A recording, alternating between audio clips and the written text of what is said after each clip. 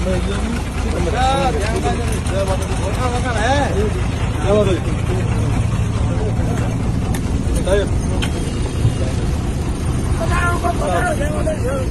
Blackout आलो है ये तो मैं ये महीना सीधा गाय जाओ था कुल्ली तो वो था हमें लाइट आलो और वो बीजो बंद राख्या फिर भी ये हमें आर्मी बीजी आयुडी करुड़ी है तो ये अपनी सावचेताई आप सब राखनी और विशेषकर बुजुर्ग है महिला है उहारो तो विशेष ध्यान रखो ठीक है।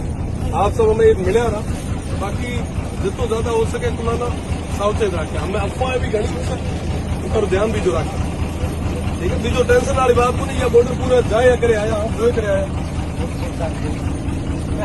ठीक है। सावचेताई बीजी पूरी रखे बड़े बीजो कोई काम बीजो पड़ा तो सब ये बीजे ये ना रहा कोई एडो मूवमेंट बीजो खाना लगे तो बताया।